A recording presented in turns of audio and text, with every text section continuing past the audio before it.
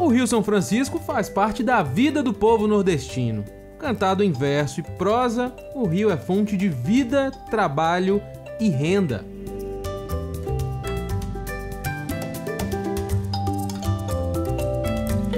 O Velho Chico, inspiração para poetas e compositores, para o sertanejo, a esperança de que um dia a água chegue para aliviar a seca severa. A transposição do Rio São Francisco promete trazer água para o semiárido nordestino. Seguindo por mais de 2.800 quilômetros desde a nascente na Serra da Canastra, em Minas, o São Francisco passa pela Bahia, Pernambuco, Sergipe e Alagoas. Na divisa entre os dois últimos estados, deságua no Atlântico. Desde 2007, a transposição revirou a paisagem da Caatinga e agora já é realidade. O motor da primeira estação de bombeamento no eixo norte do projeto, em Cabrobó, cidade do sertão de Pernambuco, já começou a puxar água do Velho Chico e a despejá-la no canal, por onde vai percorrer 45 km e 900 metros. A transposição é uma redenção para essa área do Nordeste. Isso vai trazer toda uma perspectiva de desenvolvimento. Com a água é que a gente pode criar, né? Pode plantar, tirar o sustento da família, né? É com a água. A água está correndo agora, mas a ideia não é nova não. Já na época do Império falava-se em transposição do Rio São Francisco e durante todo o século XX vários governos tentaram tocar a ideia. Acontece que só em 2005 é que a Agência Nacional de Águas autorizou a captação de 26 metros cúbicos por segundo, de um total médio anual do Velho Chico de 2.600 metros cúbicos por segundo.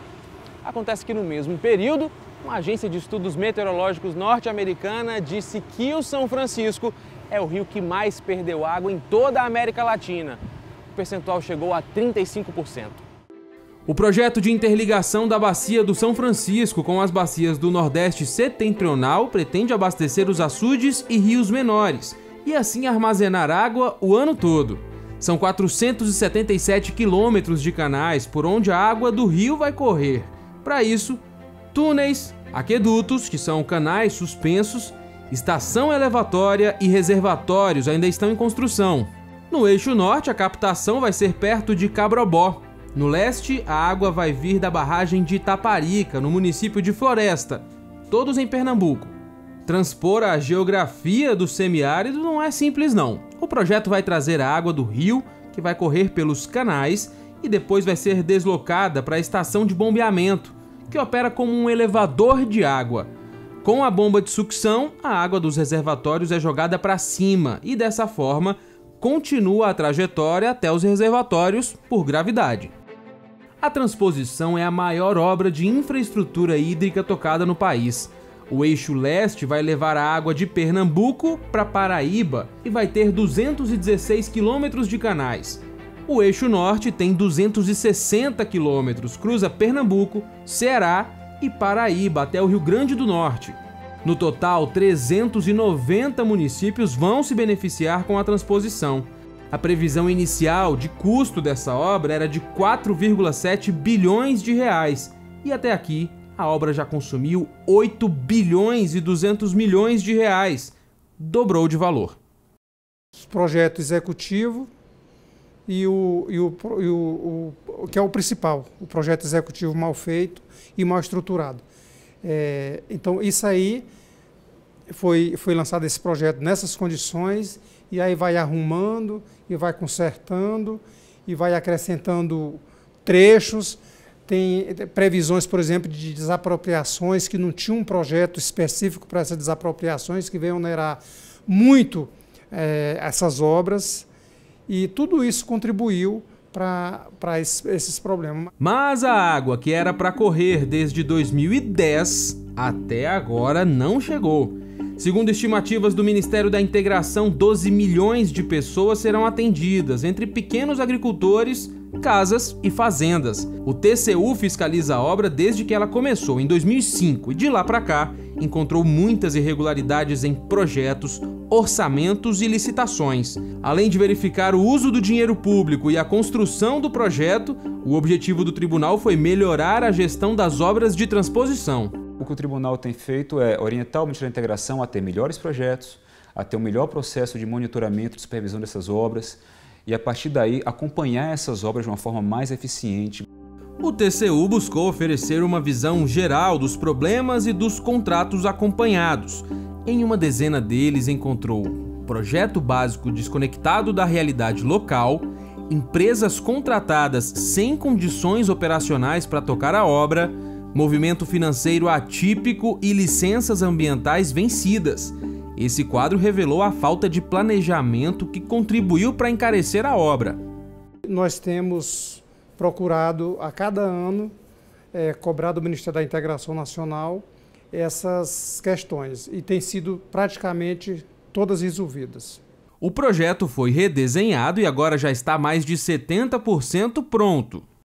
Outro benefício que você pode mensurar é exatamente a continuidade das obras e, consequentemente, a manutenção desses empregos, que tem cerca de 8.000 trabalhadores lá no canteiro de obras. No entanto, a chegada da água ao usuário final depende ainda de outras obras que armazenem e distribuam as águas captadas do Rio São Francisco. São os subsistemas hídricos do projeto de integração. É o caso do Cinturão das Águas, no Ceará, previsto para ser concluído em 5 etapas. Inicialmente, vai atender a área do Cariri. Com a construção de 1.300 quilômetros de canais, sifões e túneis que levarão água para 12 bacias hidrográficas do estado. O trecho com 150 quilômetros vai trazer a água do reservatório de Jati para a região e vai alcançar mais de 1 milhão de pessoas. O balanço oficial é de quase 80% de obras concluídas, mas aqui no Ceará, em Jati, onde a gente está agora, ainda tem muito trator trabalhando. A ideia é trazer água de um grande reservatório que tem ali em cima, que vai ser abastecido com água da transposição e que também vai gerar energia. Energia essa para compensar um pouco do gasto em bombear a água do São Francisco. Depois, por esse mesmo canal que a gente está vendo aqui, a água segue para os outros reservatórios do sistema. O cinturão vai ter uma vazão de 30.000 litros de água por segundo, impulsionadas pela força da gravidade, sem precisar de bombeamento. O Eixão das Águas é uma parceria entre os governos estadual e federal. O objetivo é garantir o abastecimento de água para a população do semiárido no Ceará. O projeto vai alcançar todas as regiões do estado quando a obra for toda concluída. A previsão é que a primeira etapa seja entregue até o final de 2015, mas em auditoria, o Tribunal de Contas identificou atraso e falhas na fiscalização dessa obra. Os projetos que são elaborados pela Secretaria do Estado do Ceará sejam analisados pelo Ministério antes das obras começarem, antes dos repasses dos recursos serem efetivados, para que o Ministério consiga controlar melhor a qualidade desse empreendimento, para ele consiga entender o que está acontecendo de fato e, a partir daí, ter um melhor gerenciamento dessa obra, um melhor gerenciamento desse empreendimento, uma melhor segurança de que os recursos públicos da União estão sendo devidamente aplicados. As máquinas e os homens anunciam a obra. Isso traz esperança para quem vive na região. 5.000 famílias que vivem num raio de 5 quilômetros do canal deverão ser beneficiadas. A seguir, a revitalização da bacia do São Francisco e o que está sendo feito para garantir água de qualidade para o abastecimento da população.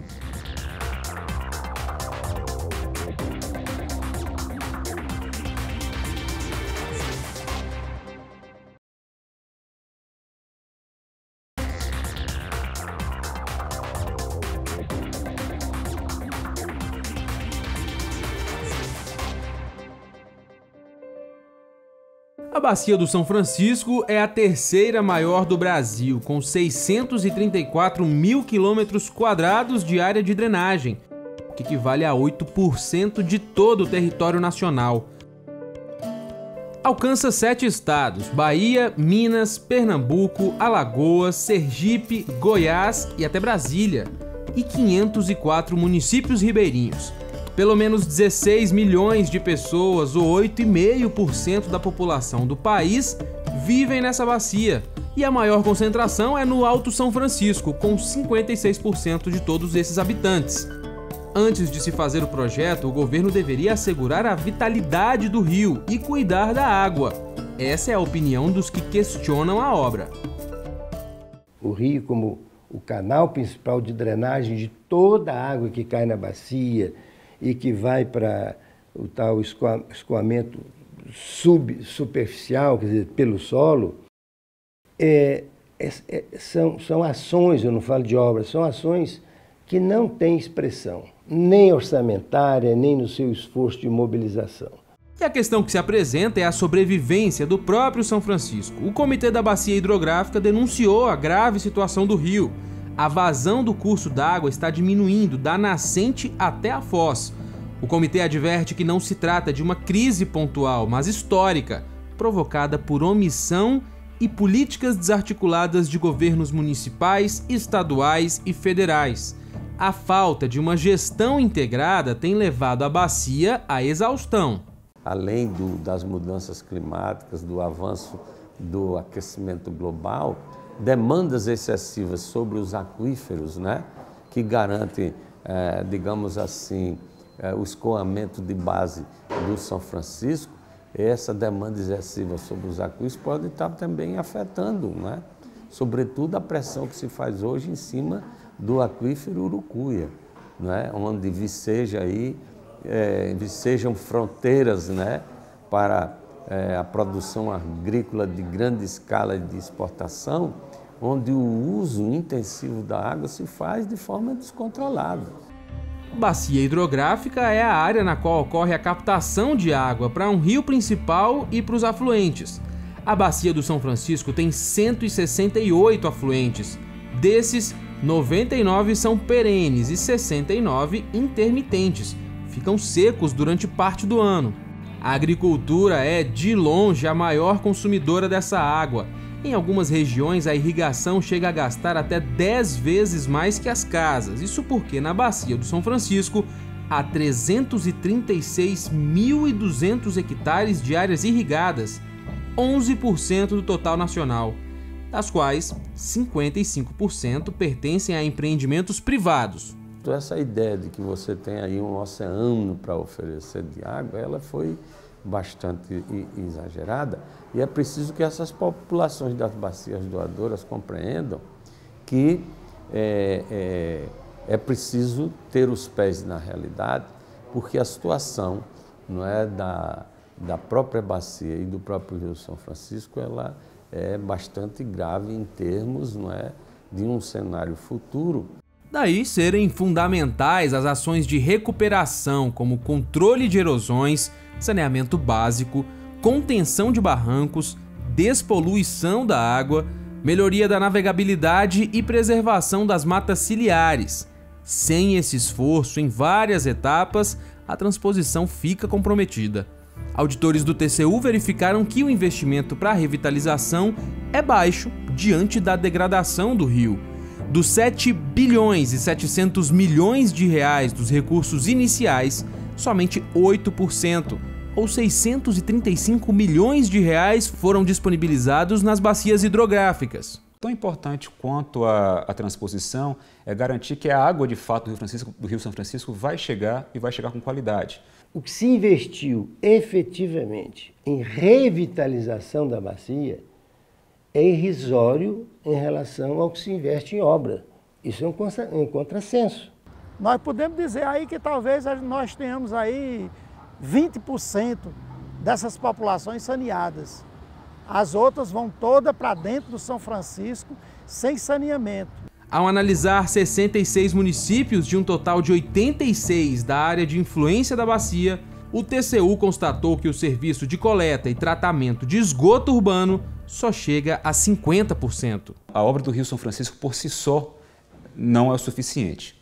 Ela depende de muito mais que isso. O tribunal tem outros trabalhos também que analisam especificamente para esses problemas, ou seja, em que medida esse rio está sendo revitalizado, esse rio tem condições de fornecer a água que essa população necessita.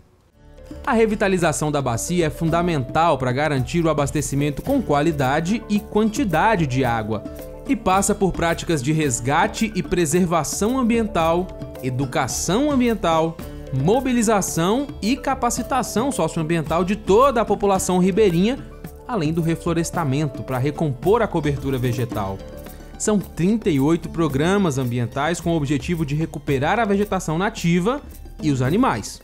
A retomada da condição dessas áreas para efeito de conservação de água ela precisa levar em conta a complexidade de que em cada ponto você tem aquela figura que seria o gestor daquele processo, que seria o cidadão que está ali. E não importa em que condição que ele está, um pequeno produtor, médio, grande, se está produzindo ou não. Ações de revitalização de áreas degradadas apresentam longo prazo de maturação até o restabelecimento das condições de equilíbrio e de sustentabilidade que existiam antes.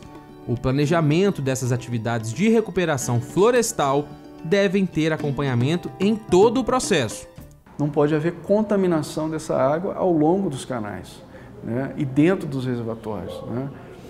Para você evitar isso, aí vai ser um problema grande também. Você controlar que não haverá lançamento de esgotos nos rios afluentes que vão receber a água da transposição. O Plano de Recursos Hídricos da Bacia do São Francisco, elaborado em parceria com a ANA, fez levantamento das demandas atuais e futuras de captação de água na bacia. O consumo atual está em torno de 91 metros cúbicos por segundo. Para 2025, a análise previu um consumo de 265 metros cúbicos por segundo para uso humano, na agricultura, industrial e animal. Se pegar os reservatórios mais importantes, o número são quase 50 reservatórios que vão ser conectados com os dois eixos da transposição. Então você precisa coordenar a operação de todos esses reservatórios com a disponibilidade de água do Rio São Francisco. No próximo bloco, a importância econômica do Rio São Francisco por onde passa e a influência na vida da população que mora por perto. Já já.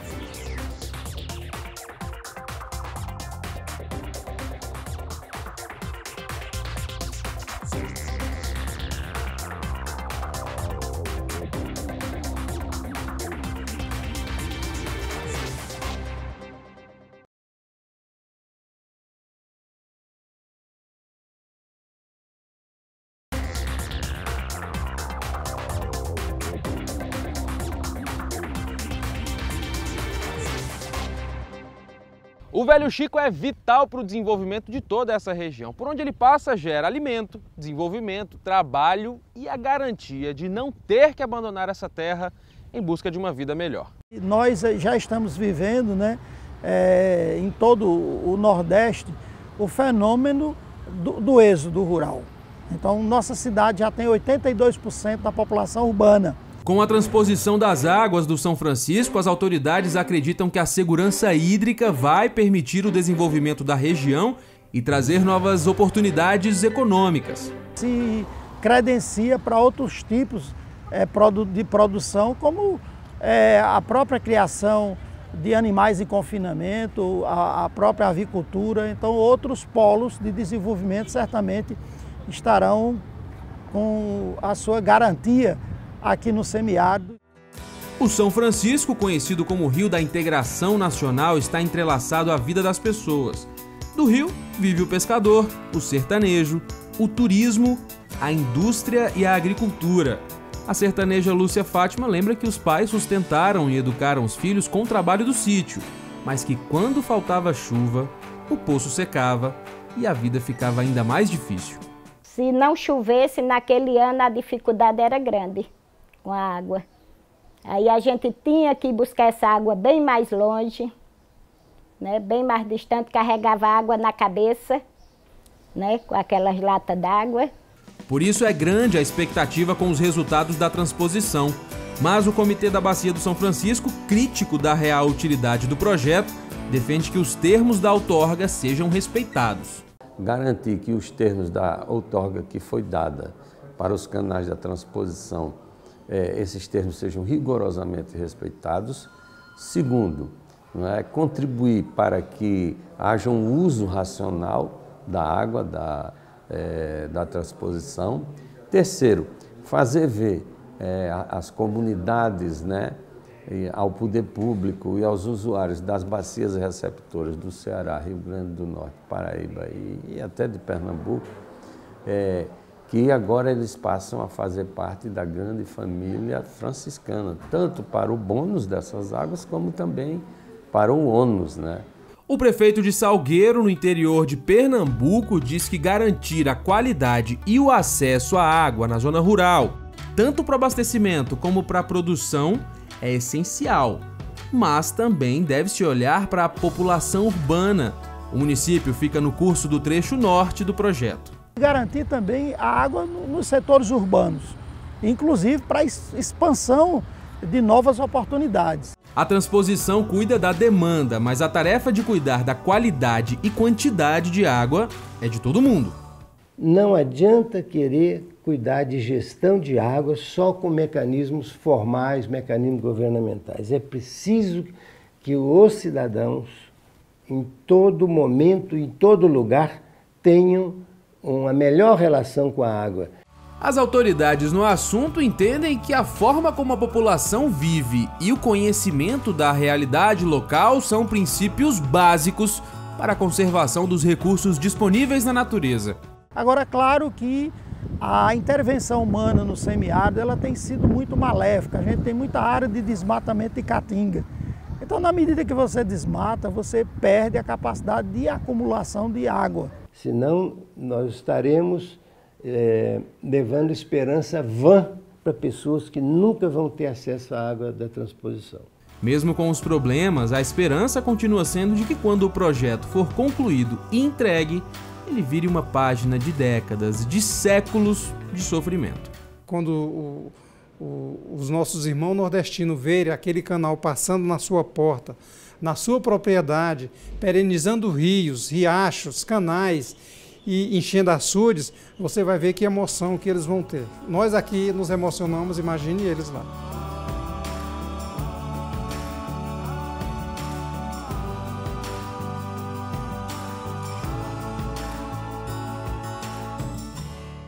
No próximo programa, Eu Fiscalizo, Participação Popular.